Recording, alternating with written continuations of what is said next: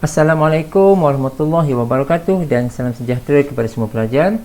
Kali ini kita akan bincangkan pula mengenai first shift property.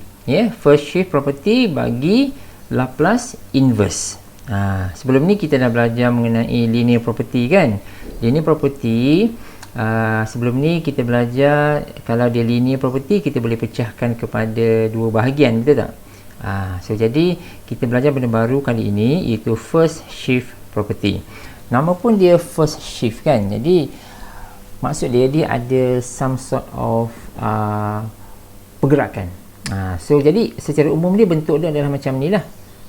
F S tolak A. Sebarang bentuk yang ada bentuk-bentuk yang macam ini, maknanya kita boleh menggunakan first shift property. Ini adalah kaedah alternatif ya. Sebab setengah-setengah keadaan sebenarnya kita tak memerlukan first shift property pun. Kita mungkin boleh straight away menggunakan table inverse Laplace tu. Tapi dalam beberapa kes yang tertentu kita boleh sebagai alternatif menggunakan first shift property. Jadi kalau kita lihat beberapa contoh ya, kita lihat contoh ya, macam mana, apakah keadaan yang boleh kita menggunakan first shift tu. Misalnya macam ni. Misal dia kalau kita ada contoh yang nak mencari inverse Laplace yang macam ni. Yang ni yang ni. Nampak tak yang ni? 1 per S tolak 4. Jadi 1 per S tambah 2 kuasa 3. Ini semua shifting tau. Ini shift ni sebenarnya ya. Ini shift ni. Ini yang saya gerakkan mouse ni. Ini adalah shifting ni. Ini shift, ini pun shift. Contohnya macam tu. Walau bagaimanapun, kalau kita perhatikan contoh macam example nombor 1 ya, saya akan ulas kemudian. Kalau kita perhatikan yang ini, iaitu 1 per S tolak 4, sebenarnya kita tak perlu pun guna first shift property tu. Sebab kita boleh terus guna jadual inverse Laplace kan. Kita dah dapat jawapan pun sebenarnya. Tapi ini adalah sebagai alternatif ya. Ada setengah kes kita memang memerlukan first shift property. Ada setengah kes kita tak perlu pun menggunakan first shift tu. Kita boleh terus cerap daripada jadual bentuk yang ini misalnya, dan terus dapat jawapannya eksponen power of 40 tu je. Ya. Okey, tak apa. Kita tengok dulu apa yang dimaksudkan dengan first shift property tu, macam mana dia diungkap. Okey, ini daripada teorem ya. So, jadi kalau kita berdepan dengan first shift, kita nak menggunakan first shift property tu, yang ini Laplace inverse bagi first shift property ditakrifkan sebagai berikut. Dia ada eksponen tau. Ya, dia ada eksponen AT. A tu datang daripada mana? A tu datang daripada yang shifting tu. Tapi kena make sure ya, yang ini mesti negatif tau. S tolak A. Ya, kalau S tambah A, maknanya A ni akan bernilai negatif. So macam itulah ya. So jadi dia adalah hasil darab suatu eksponen AT didarabkan dengan Laplace inverse bagi Fs. Fs ya, saya gariskan merah kat sini tau. A telah tiada. So jadi Fs sahaja. So maksud dia kalau dekat sini dia katakan S tolak 4, bermaksud bila kita nak darabkan eksponen dengan Laplace inverse tu, dia akan jadi Fs sahaja, 4 tu hilang. So macam tu ya. So ini adalah takrifan dia, iaitu eksponen darabkan dengan Laplace. Tetapi Laplace tu kita ambil yang basic punya, yang Fs sahaja. Okey, kalau kita perhatikan beberapa contoh yang melibatkan first shift ini, cuba lihat yang ni ya. Cuba kita lihat numerator dia. Kan ya, kita lihat numerator dia. Contoh ini numerator dia 1, betul tak? Dia suatu nombor, betul? Nombor. Yang shifting tu berlaku pada denominator, kan? Ini shifting. Okey, kalau kita lihat contoh yang lain, misalnya ini pun numerator dia nombor tak ada masalah. Dia yang ini dia. Nampak tak? Ini contoh yang ini kalau kamu perhatikan betul-betul, dia adalah kita boleh menggunakan first shift property sebab denominator dia menunjukkan dia adalah shifting. Yang ni akan tetapi Yang dekat atas ni, numerator dia ada S. Okey, kita tak nak ada S ni sebenarnya. Kita nak biar dia nombor. Ya, biar dia sebaiknya kita nak atas ni suatu nombor sahaja. So, tapi yang atas ni ada S. Apa yang kita nak buat? Ya. Ada contoh lain tak? Contoh ini, contoh ni macam mana pula? Contoh ini, kenapa dia bergerak? Contoh ni, contoh ni macam mana? Contoh ini, ini juga ada S tau.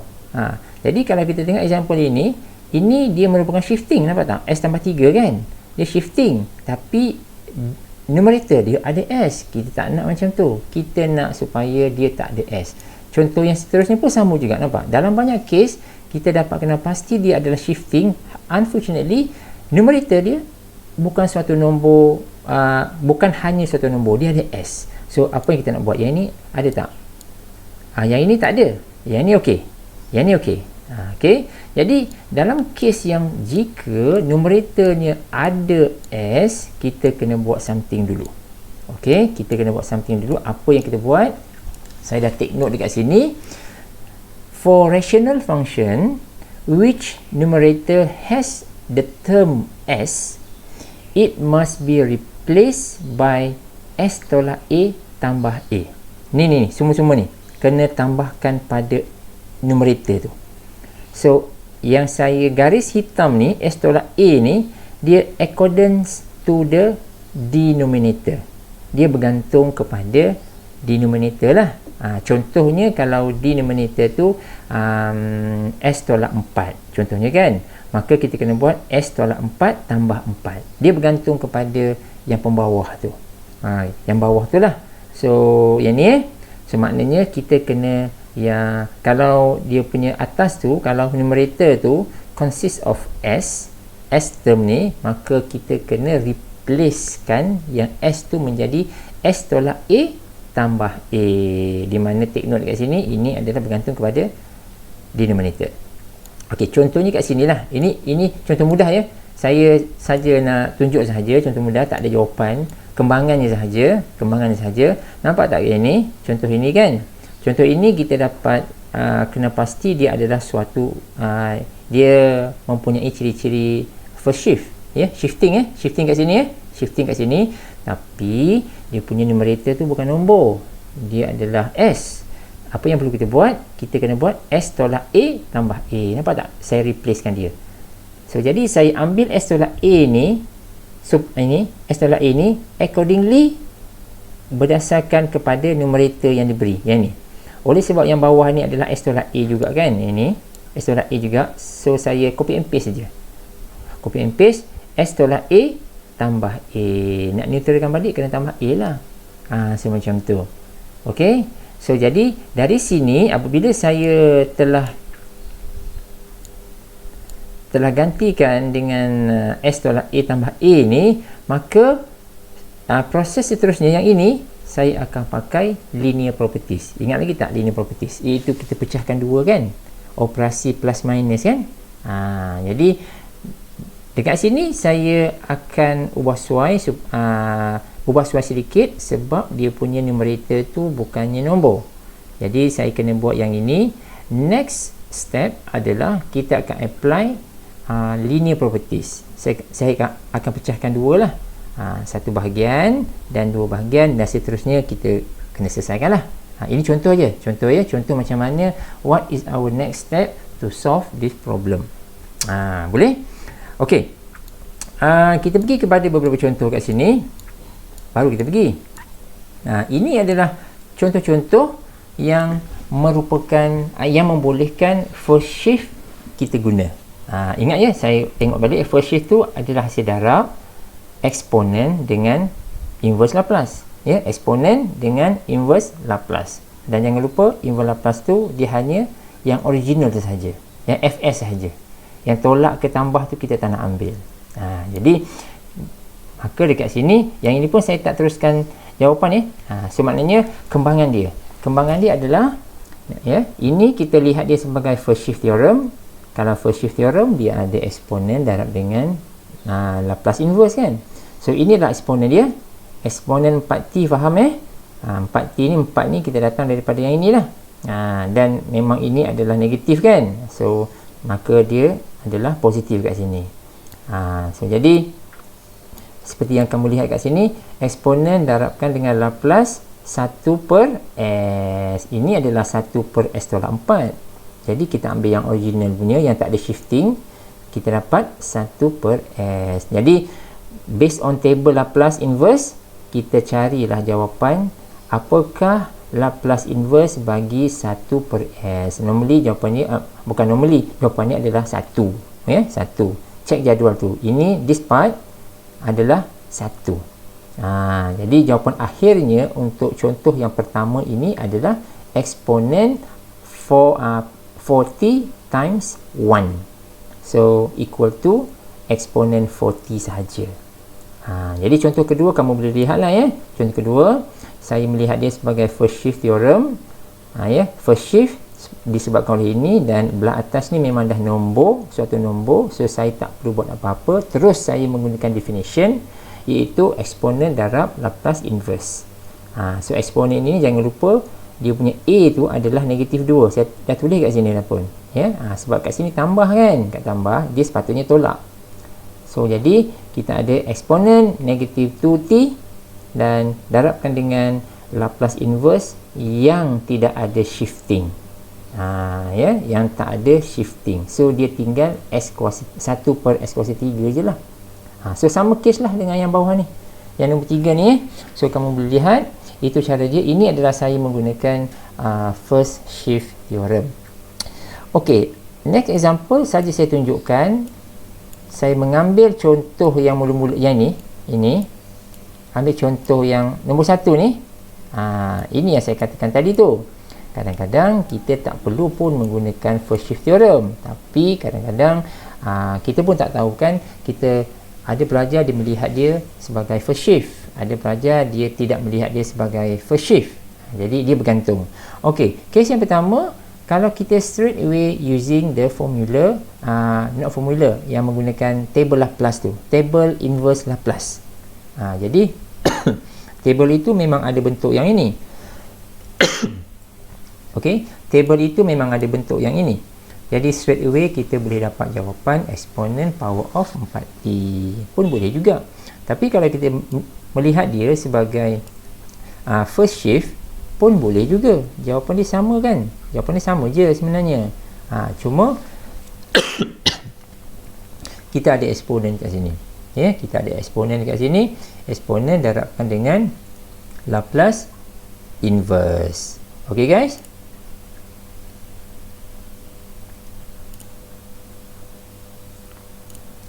Ok, so kita pergi kepada contoh yang seterusnya. Yang ini kita lihat. Ini contohnya apa ni? Ok, contoh ini ok, betul. Yang ini adalah shifting. Somehow kita boleh menggunakan shift properties kat sini. Dan fortunately dia punya numerator 6, satu nombor. Jadi kita menggunakan first shift properties untuk menjawab soalan ini. Jadi kita perhatikan dia adalah a combination di antara eksponen dengan Laplace inverse macam ni, So kita dapat eksponen t times Laplace inverse. Ambil yang original, yang original, yang tak ada shifting, yang tak ada shifting, yang ni. Nampak tak? Yang belah kiri ni S tolak 1 kuasa 2 kan, tambah 4. Yang bawah, yang ini pula S kuasa 2 sahaja. Shifting tu dah tak ada.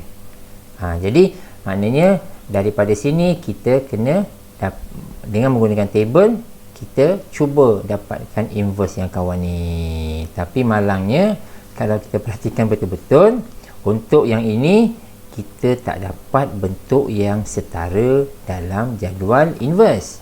Kita kena modify. So di sini saya kena modifykan dia, saya factorkan dia, saya keluarkan 3. So yang belah dalam ni tinggal 2 per S kuasa 2 tambah 2 kuasa 2. Ok, this part ada dalam table inverse. Dan baru kita dapatkan jawapan dia. So yang 3 kat luar ni kan, 3 kat luar ni ada satu constant kan, kita kekalkan dekat luar lah. So dapat 3 tu kat sini. So jadi kita selesaikan yang saya gerakkan mouse ni, yang ini ada dalam jadual, which is sin 2t. ok, so ini ada satu contoh. Lepas tu mana contoh yang ada S kat atas tu, yang itu penting. ok, yang ini ada dia punya numerator tu ada S, so take note dekat sini. Numerator yang ada S, kita kena buat something pada dia. Sebelum kita buat apa-apa, kena pecah-pecahkan dia dulu. So numerator contain the term S. Jadi apa yang perlu kita buat, kita kena replace lah, replace S ni dengan something. So replacekan dengan apa? Replacekan dengan S tolak 1 tambah 1. Kenapa S tolak 1 tambah 1? Sebab saya melihat denominator dia guna S tolak 1 kan.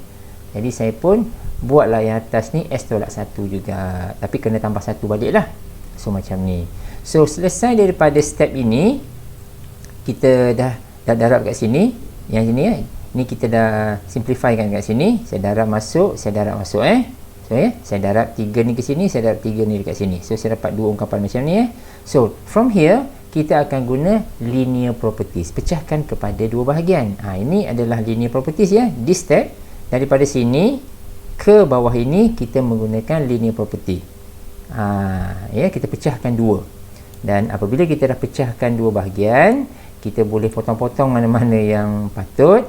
Dan cuba lihat, nampak tak sekarang ni? Dekat sini baru kita treat dia satu persatu. Ini satu dan satu lagi, saya treat dia dan baru kita selesaikan. Yang mana-mana inverse Laplace yang boleh straight away kita guna table, kita gunalah. Kalau boleh ini terus guna table, silakan. Kalau boleh guna table, silakan. Tetapi jika ada pelajar melihat dia sebagai first shift, maka gunalah takrifan first shift, iaitu ada eksponen dan juga ada inverse dia.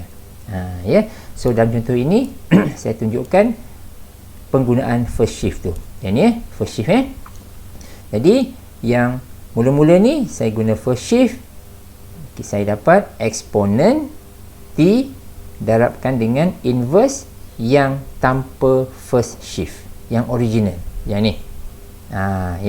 Ini satu.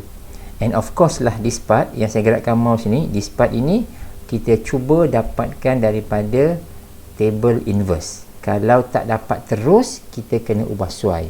Dalam contoh ini saya terpaksa ubah suai. Saya terpaksa ubah suai untuk mendapatkan bentuk yang ada di dalam jadual inverse. The second part pun sama juga. Saya akan dapat ini Laplace inverse ini ini Laplace inverse ini Laplace inverse. So jadi yang bahagian kedua ini saya dapat eksponen darabkan dengan Laplace inverse yang original. So dapatlah 3 per S kuasa 4. So macam ni. Then our job is untuk dapatkan yang Laplace tu. Kalau boleh dapat terus daripada jadual, buatlah. Kalau tak boleh, kena buat sedikit modification. Dan memang jelas dalam contoh ini kita kena buat sedikit modification kat situ. Nampak tak? Saya keluarkan ni, saya keluarkan 3 per 2. So kenapa saya buat? Sebab saya nak produce yang garis merah ni. Sebab yang garis merah ni ada dalam jadual. So saya kena ubah suai. Ini kena pandai-pandai lah kena pandai-pandai macam mana kita nak buat. So jadi finally bila dah ada terms yang macam ni, maka kita boleh terus dapatkan jawapan. Simplify dia yang mana-mana patut, dan inilah adalah jawapan yang akhir. Okay guys, ada 2 contoh lagi saya rasa kat sini. Ada 2-3 contoh. Kita lihat lagi kat sini. Ini saja saya tunjukkan, tetapi saya tak teruskan jawapan tu. Saya tunjukkan cara untuk pecahkan dia. Yang ni Jadi dalam contoh yang ini, kita lihat, saya melihat dia sebagai first shift properties, sebab kan yang ni yang ni.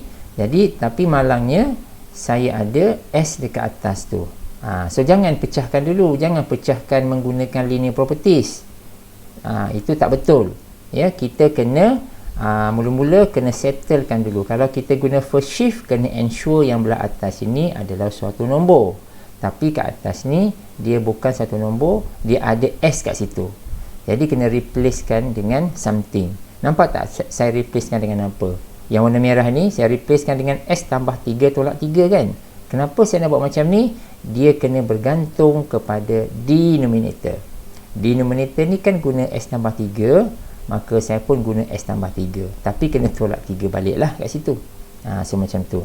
Dan baru kita cuba selesaikan dan sebagainya. Dan nampak kat sini? Nampak tak kat sini? Hasil dekat sini, yang ini, ya. Ini adalah lepas saya ini dapat macam mana dapat 2 ni? 2S ini dapat apa ni? Ini 2S tambah 6 tolak 6 tambah 5 kan? Jadi kita dapat ini 2S tambah 5. Okey guys, ini macam mana ni? Okey, dekat sini, okey. Ini kita dah masuk sedikit mengenai partial fraction ni. Okey, ini kita KIV dulu ya, sebab dia ada interrelated dengan partial fraction sedikit. Tapi tak apalah, kita cuma highlightkan dekat sini dulu. Pasal partial fraction kita akan sentuh kemudian. Alright, cuma highlight dekat sini. Ini dulu ya. Yang ini saya nak terangkan macam mana kita nak selesaikan jika numerator tu ada S. Okey, yang ini pun sama juga. Yang ini pun sama juga. So, yang ini. Yang ini, so ini pun sebenarnya suatu shifting juga, tapi kita tak nampak kat sini. Ya, kita tak nampak. Tapi kita akan nampak jika kita buat completing the square method. Ya. Jika kita completing the square method, kita akan nampak ungkapan tu dalam bentuk yang ini, iaitu S tolak 2 squared tolak 4. Ini adalah dia punya denominator lah. Jadi kalau kita lihat denominator ini, apabila setelah kita completing the square, maka kita nampak dia suatu shifting. Okey, bila kita shifting lain lah, dia first shift lah, shifting Jadi sebab itu kita dapat ungkapan yang ini. So dari sini kita settlekan pula yang atas. Atas tu ada S. Ya, atas tu ada S. Jadi kita pun membuat penggantian. Kita replacekan dia dengan S tolak 2 tambah 2. Kita follow yang ini ya, follow yang ini. Dan kita teruskan operasi kita. Yang ni yang inilah, teruskan semua sekali sampai sini dan sampai sini. Ya, sampai sini yang ini, dan akhirnya kita cuba selesaikan, kita nak dapatkan inverse dia. So yang ini. Okey. So ini kita dah pecahkan menjadi dengan menggunakan linear properties tau. Yang ni kita dah gunakan linear properties tau. So kita pecahkan kepada dua bahagian kan? Dah pecahkan kepada dua bahagian. Jadi bila dah pecahkan tu, kita pun selesaikan satu persatu seperti berikut ni lah ya. Inverse Laplace inverse. Untuk yang ini kita guna first shift properties. Yang ini pun sama juga, kita guna first shift properties dan cuba selesaikan lah macam biasa. Okay, now our last example here. Saya tunjukkan satu contoh. Dua contoh lagi rupanya. Contoh ini So yang ini sama juga. Cuma kali ini contoh ini tidak ada S dekat atas. Dia tak ada S dekat atas. Jadi kita selamat sikit dan penyelesaian pun tak panjang kat sini kan. Jadi kita melihat dia sebagai first shift juga. Jadi cuba lihat saya ubah suai macam mana. Yang ni So saya keluarkan 3/4. Saya tinggalkan 1 per S tambah 1 per 2. Nampak tak? Saya ada satu penyelesaian dia, satu yang arrow belah biru, satu lagi arrow yang merah kan. Yang arrow biru ni bermaksud saya tak perlu guna first shift. Saya terus guna jadual aja. Pun boleh juga. Kalau nak guna first shift pun boleh juga. Mana-mana satulah. Okey. Jadi solution ini sebenarnya sampai ke bawah ini saya menggunakan first shift. Sebab itu ada eksponen dekat sini. Ya.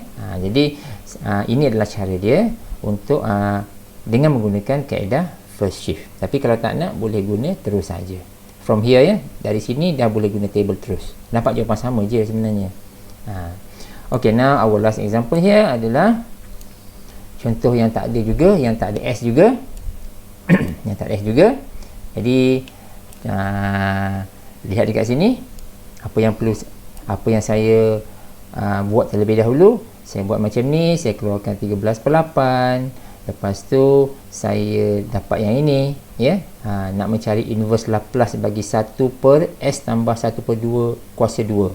So rasa kita boleh guna table, kita terus guna table aja. Kalau tak boleh, kita melihat dia sebagai first shift dan dia akan ada eksponen darabkan dengan Laplace kan, Laplace inverse yang original dan kita akan dapat jawapan terus seperti ini.